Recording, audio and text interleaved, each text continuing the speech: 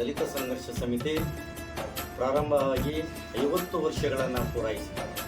ಈ 50 ವರ್ಷಗಳಲ್ಲಿ ಈ ಕರ್ನಾಟಕ ನೆಲದಲ್ಲಿ ಪ್ರೊಫೆಸರ್ ಬಿ ಕೃಷ್ಣಪ್ಪನವರ ನೇತೃತ್ವದಲ್ಲಿ ಆರಂಭ ಆಗಿರ್ತಕ್ಕಂಥ ಕರ್ನಾಟಕ ದಲಿತ ಸಂಘರ್ಷ ಸಮಿತಿ ಸಾಕಷ್ಟು ಹೋರಾಟಗಳನ್ನು ಈ ಕರ್ನಾಟಕದ ನೆಲದಲ್ಲಿ ಆಗಿರ್ತಕ್ಕಂಥದ್ದು. ನಾವುಗಳು ದಲಿತ ಚಳುವಳಿಯ ಗರ್ಭದಲ್ಲಿ ಅಡಗಿರೋದನ್ನು ನಾವೆಲ್ಲರೂ ಸಹ ನೋಡಬೇಕಾಗ್ತದೆ. ಇವತ್ತು ಭೂಮಿಯನ್ನು ಈ ಬಡವರಿಗೆ ಮತ್ತು ಈ ಶೋಷಿತರಿಗೆ ಭೂಮಿ ಸಿಗಬೇಕಾದ್ರೆ ಆ ಭೂಮಿಯನ್ನು ಕೊಡಬೇಕಂತೇಳಿ ದಲಿತ ಸಂಘರ್ಷ ಸಮಿತಿ ವರ್ಷಾನುಗಟ್ಟಲೆ ಹೋರಾಟವನ್ನು ಮಾಡಿದೆ. ಈ ನೆಲದ ಜಲ ಮತ್ತು ಭಾಷೆ ವಿಚಾರವಾಗಿ ಹೋರಾಟ ಮಾಡಿದೆ. ಮತ್ತು ಭಾಷೆ ಏನು 1ನೇ ತರಗತಿಯಿಂದ ಸರ್ಕಾರಿ ಶಾಲೆಗಳಲ್ಲಿ ಆಂಗ್ಲ ಭಾಷೆಯನ್ನು ಪ್ರಾರಂಭ ಮಾಡಬೇಕಂತ ಹೇಳಿ ಹೋರಾಟ ಮಾಡೋದ್ರ ಮುಖಾಂತರ ಸರ್ಕಾರಿ ಶಾಲೆಗಳಲ್ಲಿ ಆಂಗ್ಲ ಭಾಷೆಯನ್ನು ಆರಂಭ ಮಾಡುವುದನ್ನು ಹೋರಾಟ ಮಾಡೋದ್ರ ಮುಖಾಂತರ ಇವತ್ತು ಸರ್ಕಾರಿ ಶಾಲೆಗಳಲ್ಲಿ ಆಂಗ್ಲ ಭಾಷೆ ಆರಂಭ ಆಗಿದೆ. ಇವತ್ತು ನಮ್ಮ ಹೆಣ್ಣು ಮಕ್ಕಳ ಮೇಲೆ ಅತ್ಯಾಚಾರ ಆಗೋದು ಇರ್ಬೋದು, ಮತ್ತು ದಲಿತರ ಮೇಲೆ ದೌರ್ಜನ್ಯ ಆಗ್ತಕ್ಕಂಥದ್ದು ಇರ್ಬೋದು. ಇವತ್ತು ಸಾಕಷ್ಟು ಹೋರಾಟಗಳನ್ನು ಈ ಕರ್ನಾಟಕದ ನೆಲದಲ್ಲಿ 50 ವರ್ಷಗಳಲ್ಲಿ ಈ ದಲಿತ ಚಳುವಳಿ ಆರಂಭ ಮಾಡಿರ್ತಕ್ಕಂಥದ್ದನ್ನ ನಾವೆಲ್ಲರೂ ಸಹ ನೆನಪಿಸ್ಕೊಳ್ಬೇಕಾಗ್ತದೆ. ಇವತ್ತು ಏನು ಈ ಒಂದು ಕರ್ನಾಟಕದಲ್ಲಿರ್ತಕ್ಕಂಥ ದಲಿತ ಚಳುವಳಿಗೆ 50 ವರ್ಷಗಳನ್ನ ಪೂರೈಸಿದೆ. ಸಂಭ್ರಮಾಚರಣೆಯನ್ನ ಮಾಡಬೇಕಾಗಿದೆ ನಾವು 50 ವರ್ಷಗಳಲ್ಲಿ. ಇವತ್ತು ವಸತಿ ಶಾಲೆಗಳು ಇವತ್ತು ಕರ್ನಾಟಕದಲ್ಲಿ ಆರಂಭ ಆಗಿರ್ತಕ್ಕಂಥ ಸುಮಾರು 650 ಶಾಲೆಗಿಂತ ಹೆಚ್ಚಾಗಿ ಇವತ್ತು ವಸತಿ ಶಾಲೆಗಳು ಆರಂಭ ಆಗಿದೆ. ಮೊರಾರ್ಜಿ ದೇಸಾಯಿ ವಸತಿ ಶಾಲೆ ಇರ್ಬೋದು, ವಾಜಪೇಯಿ ವಸತಿ ಶಾಲೆ ಇರ್ಬೋದು, ಮತ್ತು ಬೇರೆ ಬೇರೆ ರೀತಿಯಾಗಿರ್ತಕ್ಕಂಥ ವಸತಿ ಶಾಲೆಗಳು ಆರಂಭವಾಗಬೇಕಂದ್ರೆ ಕರ್ನಾಟಕದಲ್ಲಿ ದಲಿತ ಸಂಘರ್ಷ ಸಮಿತಿ ಬೀದಿನಲ್ಲಿ ನಿಂತು ಹೋರಾಟವನ್ನು ಮಾಡಿದೆ. ಎಂಡ ಬೇಡ ವಸತಿ ಶಾಲೆ ಬೇಕು, ಎಂಡ ಬೇಡ ಹೋಬಳಿಗೊಂದು ವಸತಿ ಶಾಲೆ ಬೇಕು, ಎಂಡ ಬೇಡ ಭೂಮಿ ಬೇಕು.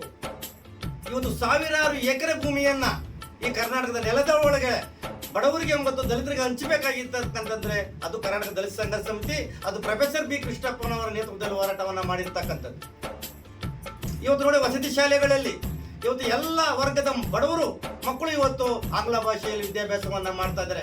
ಇವತ್ತು ಇಡೀ ಕರ್ನಾಟಕದಲ್ಲಿ ಏನು ಹೊತ್ತು ಖಾಸಗಿ ಶಾಲೆಗಳಿಗೆ ಪ್ರತಿಸ್ಪರ್ಧಿಯಾಗಿ ಇವತ್ತು ಬಾಗಲಕೋಟೆಯಲ್ಲಿ ನಮ್ಮ ದಲಿತ ಹೆಣ್ಣು ಮಗಳು ಇವತ್ತು ಕರ್ನಾಟಕದಲ್ಲಿ ಪ್ರಥಮ ಸ್ಥಾನದಲ್ಲಿ ವಸತಿ ಶಾಲೆಯಲ್ಲಿ ಓದಿ ಇವತ್ತು ಪ್ರಥಮ ಅಂಕದಲ್ಲಿ ಅಂಕವನ್ನು ಗಳಿಸಿರ್ತಕ್ಕಂಥದ್ದನ್ನ ನಾವು ನೋಡಿದ್ದೇವೆ.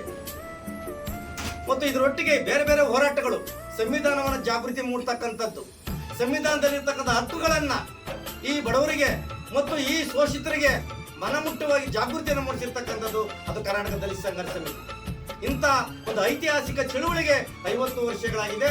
ಈ 50 ವರ್ಷಗಳ ಸಂಭ್ರಮಾಚರಣೆಯನ್ನ ಇವತ್ತು ಕರ್ನಾಟಕ ದಲಿತ ಸಂಘರ್ಷ ಸಮಿತಿ ಪರಿವರ್ತನವಾದ ರಾಜ್ಯ ಸಮಿತಿ ದಿನಾಂಕ 23/10/2024 ಕರ್ನಾಟಕದ ರಾಜಧಾನಿಯಾಗಿರ್ತಕ್ಕಂಥ ಬೆಂಗಳೂರಿನ ವಸಂತನಗರ ಅಂಬೇಡ್ಕರ್ ಭವನದಲ್ಲಿ ದಾಸಂಸ ಚಳುವಳಿಗೆ 50 ವರ್ಷದ ಸಂಭ್ರಮಾಚರಣೆ ಮತ್ತು ಸಂವಿಧಾನದ ಸಂಪೂರ್ಣ ಅನುಷ್ಠಾನಕ್ಕಾಗಿ ಸರ್ಕಾರಗಳನ್ನ, ಕೇಂದ್ರ ಮತ್ತು ರಾಜ್ಯ ಸರ್ಕಾರಗಳನ್ನು ಆಗ್ರಹಿಸಿ ರಾಜ್ಯ ಮಟ್ಟದ ಕಾರ್ಯಕರ್ತರ ಸಮಾವೇಶವನ್ನು ಹಮ್ಮಿಕೊಂಡಿದ್ದೇವೆ.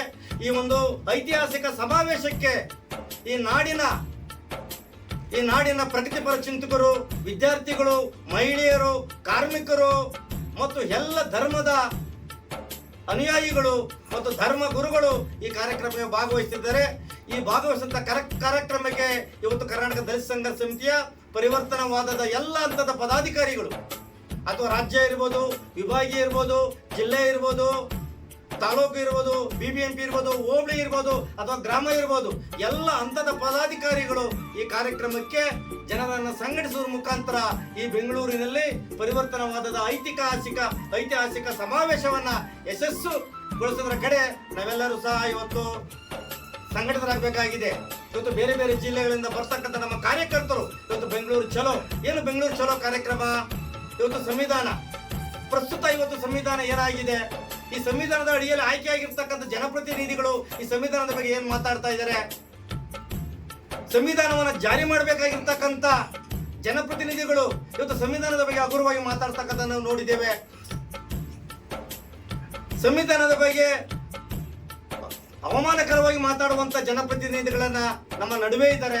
ಅವರಿಗೆ ಎಚ್ಚರಿಕೆಯನ್ನ ಕೊಡಬೇಕಾದ್ರೆ ನಾವುಗಳು ಸಂವಿಧಾನದ ಸಂಪೂರ್ಣವನ್ನ ಅನುಷ್ಠಾನ ಮಾಡಬೇಕಂತೇಳಿ ಕೇಂದ್ರ ಮತ್ತು ರಾಜ್ಯ ಸರ್ಕಾರಗಳ ಆಗ್ರಹಿಸಬೇಕಾಗುತ್ತೆ. ಒಂದು ಕಾರ್ಯಕ್ರಮಕ್ಕೆ ಸರ್ಕಾರದ ಪರವಾಗಿ ನಾವು ಸಚಿವರನ್ನ ಆಹ್ವಾನಿಸ್ತಾ ಇದ್ದೇವೆ ಮತ್ತು ಈ ಒಂದು ಕಾರ್ಯಕ್ರಮಕ್ಕೆ ನಮ್ಮ ಹಿರಿಯ ಸಂವಿಧಾನದ ಬಗ್ಗೆ ತಿಳ್ಕೊಂಡಿರ್ತಕ್ಕಂಥ ಹಿರಿಯ ನಿವೃತ್ತ ನ್ಯಾಯಮೂರ್ತಿಗಳನ್ನು ಸಹ ಕಾರ್ಯಕ್ರಮಕ್ಕೆ ಆಹ್ವಾನಿಸ್ತಾ ಇದ್ದೇವೆ. ಈ ಕಾರ್ಯಕ್ರಮಕ್ಕೆ ಪ್ರಗತಿಪರರು ಸಹ ಆಹ್ವಾನಿಸಿ ಈ ಒಂದು ಕಾರ್ಯಕ್ರಮದಲ್ಲಿ ಬಾಬಾ ಸಾಹೇಬ್ ಅಂಬೇಡ್ಕರ್ ಅವರು ಬರೆದಿರ್ತಕ್ಕಂಥ ಏನು ಸಂವಿಧಾನ ಇದೆ ಆ ಸಂವಿಧಾನದಲ್ಲಿ ಇರ್ತಕ್ಕಂಥ ಎಲ್ಲ ಅಂಶಗಳನ್ನ ಜನರಿಗೆ ಮನಮುಟ್ಟ ರೀತಿಯಲ್ಲಿ ನಾವು ತಿಳಿಸಬೇಕಾಗಿದೆ.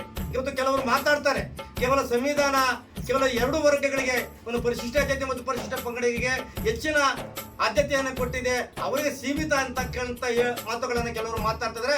ಆದ್ರೆ ಮಾತಾಡ್ತಕ್ಕಂಥ ವ್ಯಕ್ತಿಗಳಿಗೆ ನಾವು ಸರಿಯಾಗಿ ಸಂವಿಧಾನವನ್ನು ಓದ್ಕೊಳ್ಳಿ ಅಂತ ಹೇಳಬೇಕು. ಸಂವಿಧಾನ ಓದ್ಕೊಂಡ್ರೆ ಬಾಬಾ ಸಾಹೇಬ್ ಅಂಬೇಡ್ಕರ್ ಬರೆದಿರ್ತಕ್ಕಂಥ ಸಂವಿಧಾನ ಯಾವ ರೀತಿ ಇದೆ ಅಂತಕ್ಕಂಥ ಅವ್ರಿಗೆ ಅರ್ಥ ಆಗ್ತದೆ. ಕೇವಲ 2 ವರ್ಗಗಳಿಗೆ ಬರೆದಿಲ್ಲ ಬಾಬಾ ಸಾಹೇಬ್ ಅಂಬೇಡ್ಕರ್ ಅವರು, ಈ ದೇಶದ ಸಮಸ್ತ ಎಲ್ಲ ವರ್ಗಗಳಿಗೆ, ಮಹಿಳೆಯರಿರ್ಬೋದು, ಕಾರ್ಮಿಕರಿರ್ಬೋದು, ಎಲ್ರಿಗೂ ಸಮಾನವಾಗಿರ್ತಕ್ಕಂಥ ಅವಕಾಶಗಳನ್ನ ನೀಡುವಂತ ಸಂವಿಧಾನವನ್ನ ಬಾಬಾ ಸಾಹೇಬ್ ಅಂಬೇಡ್ಕರ್ ಅವರು ಬರೆದಿದ್ದಾರೆ. ಈ ಒಂದು ಸಂವಿಧಾನವನ್ನ ಕೇಂದ್ರ ಮತ್ತು ರಾಜ್ಯ ಸರ್ಕಾರಗಳು ಇದುವರೆಗೂ ಸಹ ಅನುಷ್ಠಾನವನ್ನ ಮಾಡಲಿಲ್ಲ. ಅದಕ್ಕಾಗಿ ಇವತ್ತು ನಾವು ಈ ಸಂವಿಧಾನವನ್ನ ಸಂಪೂರ್ಣವಾಗಿ ಅನುಷ್ಠಾನವನ್ನ ಮಾಡಬೇಕು ಅಂತ ಹೇಳಿ ಇವತ್ತು ಆಗ್ರಹಿಸಬೇಕಾಗಿದೆ. ಈ ಆಗ್ರಹಿಸುವ ಮುಖಾಂತರ ಇವತ್ತು ಒಂದು ರಾಜ್ಯ ಮಟ್ಟದಲ್ಲಿ ಸಮಾವೇಶವನ್ನ ಮಾಡಿ ಇವತ್ತು ಆಗ್ರಹಿಸುವ ಕೆಲಸವನ್ನ ನಾವು ಮಾಡಬೇಕಾಗಿದೆ.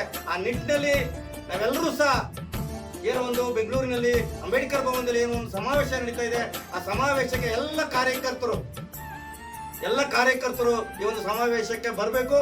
ಈ ಸಮಾವೇಶವನ್ನ ಯಶಸ್ಸನ್ನ ಮಾಡೋದ್ರ ಮುಖಾಂತರ ನಾವುಗಳು ಸಹ ಸಂವಿಧಾನದ ಬಗ್ಗೆ ಮಾತಾಡುವಂತ, ಸಂವಿಧಾನದ ವಿರುದ್ಧವಾಗಿ ಮಾತಾಡುವಂತ ಏನೊಂದು ಜನಪ್ರತಿನಿಧಿಗಳಿದ್ದಾರೆ ಅವರಿಗೆ ಎಚ್ಚರಿಕೆಯನ್ನ ಕೊಡಬೇಕಾಗ್ತದೆ ಅಂತ ಸಂದರ್ಭದಲ್ಲಿ ಹೇಳ್ತಾ, ತಾವೆಲ್ಲರೂ ಸಹ ನಾಡಿನ ಜನತೆ ಈ ಒಂದು ಕಾರ್ಯಕ್ರಮಕ್ಕೆ ಬರಬೇಕಂತೇಳಿ ಅವರಲ್ಲಿ ನಾನು ಹೃದಯಪೂರ್ವಕವಾಗಿ ನಾನು ಆಹ್ವಾನಿಸ್ತಾ ಇದ್ದೇನೆ.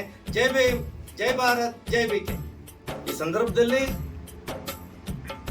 ಏನು ಈ ಒಂದು ಸಮಾವೇಶದ ಕರಪತ್ರವನ್ನ ಬಿಡುಗಡೆ ಮಾಡಲಿಕ್ಕೆ ನಮ್ಮ ಚಳುವಳಿಯ ಮಾರ್ಗದರ್ಶಕರಾಗಿರ್ತಕ್ಕಂಥ ಧಮ್ಮಾಚಾರ್ಯಗಳಾಗಿರ್ತಕ್ಕಂಥ ಅರವಿಂದ್ ಬೋದ್ರವರು ಮತ್ತು ರಾಜ್ಯ ಸಂಘಟನಾ ಸಂಚಾಲಕರಾಗಿರ್ತಕ್ಕಂಥ ಕಂಠೀರವ ವಸುಮನಿರವರು, ರಾಜ್ಯ ಸಮಿತಿ ಸದಸ್ಯಗಳಾಗಿರ್ತಕ್ಕಂಥ ಧ್ವಂಸನ್ ಮುನರಾಜರವರು ಮತ್ತು ತುಮಕೂರು ಕೆ.ಸಿ. ಗೋಪಾಲ್ರವರು ಮತ್ತು ಬೃಹತ್ ಬೆಂಗಳೂರು ಮಹಾನಗರ ಸಮಿತಿಯ ಖಜಾಂಚಿಗಳಾಗಿರ್ತಕ್ಕಂಥ ನಮ್ಮ ಮುರಳಿಯರವರು ಈ ಸಂದರ್ಭದಲ್ಲಿ ಉಪಸ್ಥಿತರಿದ್ದಾರೆ. ನಾವೆಲ್ಲರೂ ಸಹ ಈ ಒಂದು ಐತಿಹಾಸಿಕ ಸಮಾವೇಶದ ಕರಪತ್ರವನ್ನ ಈ ಸಂದರ್ಭದಲ್ಲಿ ಬಿಡುಗಡೆ ಮಾಡ್ತಾ ಇದ್ದೇವೆ.